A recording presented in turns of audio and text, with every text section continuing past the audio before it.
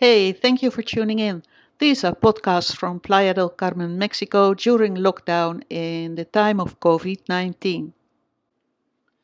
Hey, you guys, welcome to the podcast Lockdown Diaries Day 14. Today I want to talk about internet around the world and being a digital nomad and how shitty internet can make your life.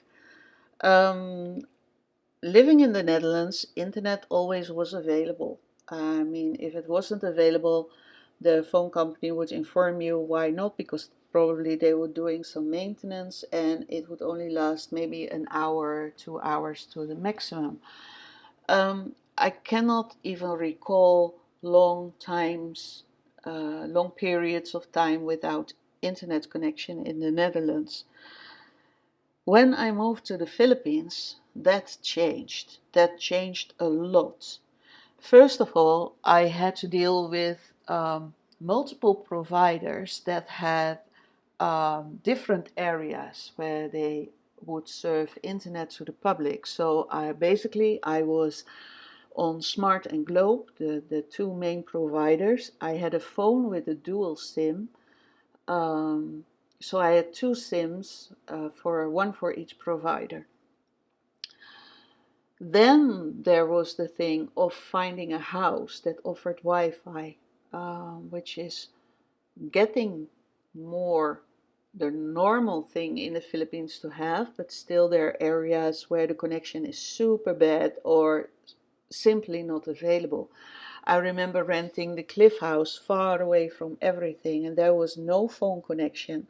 And lucky for me, the previous owner and some other people living in that area made a deal with a provider on the main island across Negros Island to have a signal sent directly to a private pole and a connection. And that was divided over the participants. And so we had internet. But when there's a brownout, there's no electricity, so there's no internet. And the island I was living on was becoming more and more famous for brownouts. So sometimes I would go like 8 to 12 hours without phone or internet connection. I tell you, I never worked from hotels, restaurants, and resorts as much as I did in the Philippines. Lucky, the culture in the Philippines is that you can do that. You can actually enter a beach resort and buy a drink and maybe order some food and use the Wi-Fi. I do not see myself walk in Rui Palace here in Cancun or Playa and say, "Hi guys, I come and sit in your lobby or your restaurant and use your Wi-Fi if I buy a coffee." They will simply not accept that. So the situation in Mexico is rather different. Lucky for me, the internet in Mexico is much more reliable, and uh, the only moments in the day it is very, very slow is like 6 in the morning till 9. I guess that's when everybody wakes up and checks Facebook. Uh, and then there are periods in the evening, but that depends on how many users there are. I know if I want to call with the guy I'm dating in the night, we have a very bad connection.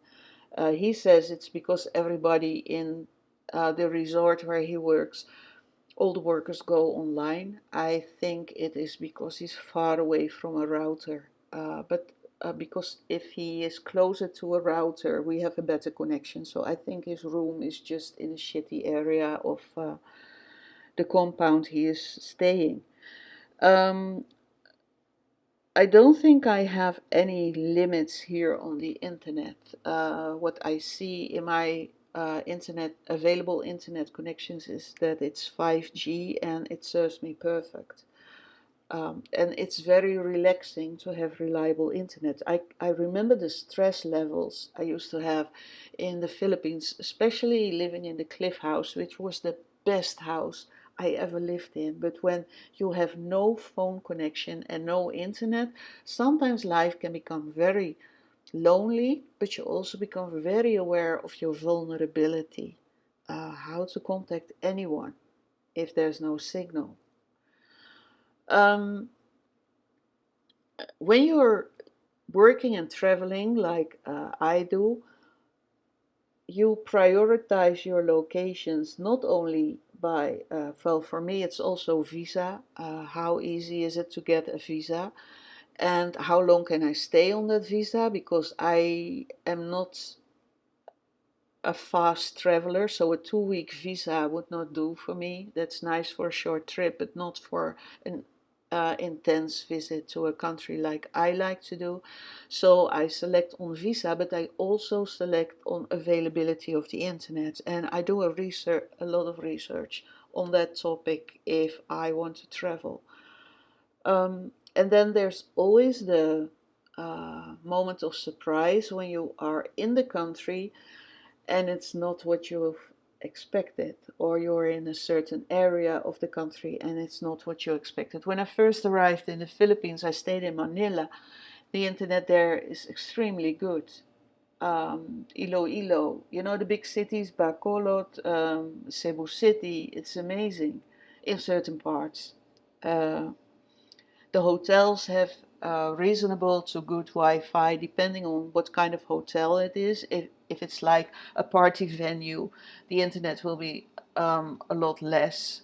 But if it's a business hotel, the internet will be excellent, and they will even provide you with a cable if you don't want to use the Wi-Fi. Um, it can be very bothersome when you decide to go to a location where the internet is bad. I remember traveling here in Mexico from Playa del Carmen to Chetumal, and in the bus, like for maybe 1.5, 2 hours, there was no cell phone, no internet. So I suppose I'm going to face the same problem here when I start the motorbike tour through this country, that I will be in areas where I will be disconnected from the world. Now, I do know that uh,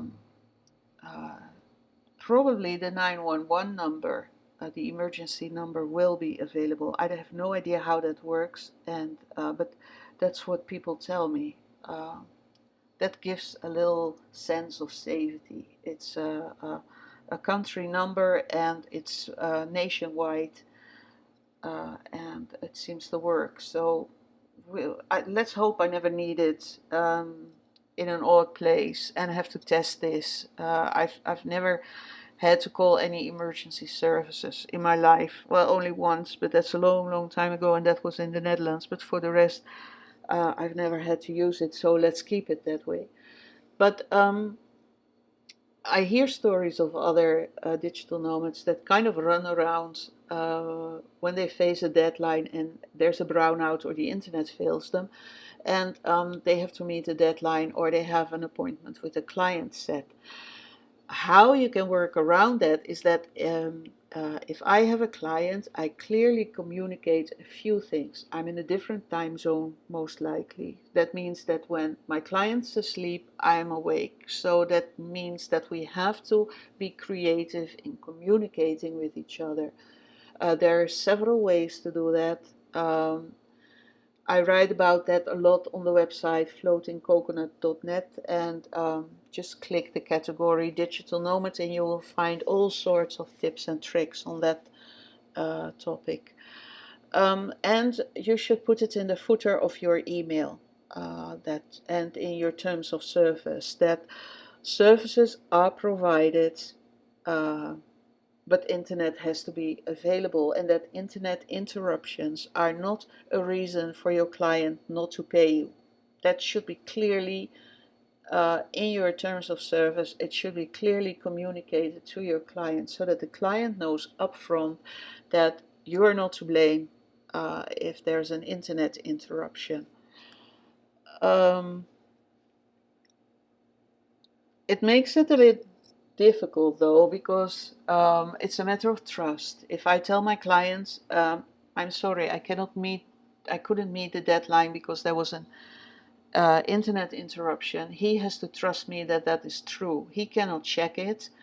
Um, I could have been with a hangover seeing the inside of my toilet bowl while I should be working for him.